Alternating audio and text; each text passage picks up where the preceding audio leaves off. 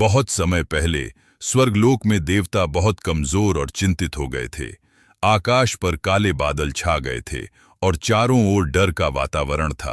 असुरों की शक्ति दिन प्रतिदिन बढ़ती जा रही थी और देवताओं की शक्ति समाप्त हो रही थी। तब देवताओं के राजा इंद्र सहित सभी देवता मिलकर भगवान विष्णु के धाम वैकुंठ पहुंचे। वहां भगवान विष्णु दिव्य स्वर्ण सिंहासन पर विराजमान थे और उनके चारों ओर दिव्य प्रकाश फैल रहा था। देवताओं ने हाथ जोड़कर उनसे प्रार्थना की और अपनी समस्या बताई। भगवान विष्णु ने देवताओं को एक उपाय बताया। उन्होंने कहा कि अगर देवताओं को अपनी शक्ति वापस चाहिए और अमृतत्व प्राप्त करना है तो उन्हें क्षीर सागर का मंथन करना होगा। इस महान कार्य को समुद्र मंथन कहा गया। इस मंथन से अमृत निकलेगा जिसे पीकर देवता फिर से शक्तिशाली हो जाएंगे।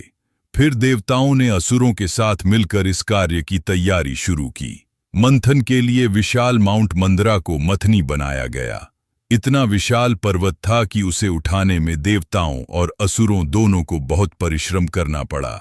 इसके बाद महान नाग वासुकी को रस्सी की तरह पर्वत के चारों ओर लपेटा गया। एक तरफ देवता खड़े हुए और दूसरी तरफ असुर। जैसे ही समुद्र मंथन शुरू हुआ, भारी पर्वत समुद्र में डूबने लगा। समुद्र में भयंकर लहरें उठने लगीं और चारों ओर अराजकता फैल गई। तब भगवान विष्णु ने संसार की रक्षा के लिए कुर्मा अवतार धारण किया। वे एक विशाल कछुए के रूप में समुद्र के नीचे गए और अपनी पीठ पर मंदार पर्वत को संभाल लिया। अब पर्वत स्थिर हो गया और मंथन फिर से शुरू हुआ। देवता और असुर पूरी शक्ति से समुद्र को मथने लगे। कुछ समय बाद समुद्र से एक भयंकर विष निकला जिसे हलाहला कहा गया। यह विष इतना घातक था कि उसकी धुएं से पूरी सृष्टि नष्ट हो सकती थी। तब भगवान शिव ने सभी प्राणियों को बचाने के लिए वह विष पी लिया। विष उनके कंठ में रुक गया और उनका गला नीला हो गया। तभी से उन्हें नीलकंठ कहा जाने लगा। मंथन जारी रहा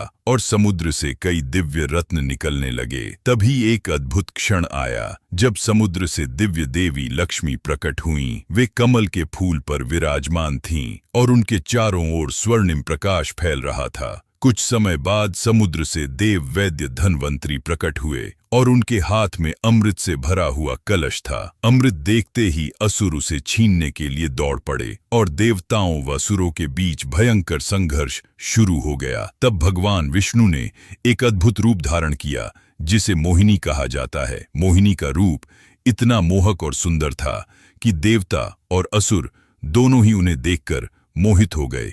मोहिनी ने चतुराई से अमृत का कलश अपने हाथ में लिया और उसे देवताओं में बांट दिया। असुर मोहिनी के सौंदर्य में इतने मोहित थे कि उन्हें यह समझ ही नहीं आया कि उनके साथ क्या हो रहा है। इस प्रकार देवताओं ने अमृत प्राप्त कर लिया और उनकी शक्ति वापस आ गई। अंत में देवताओं की विजय हुई और ब्रह्मांड में फिर से संतुलन स्थापित हो गया।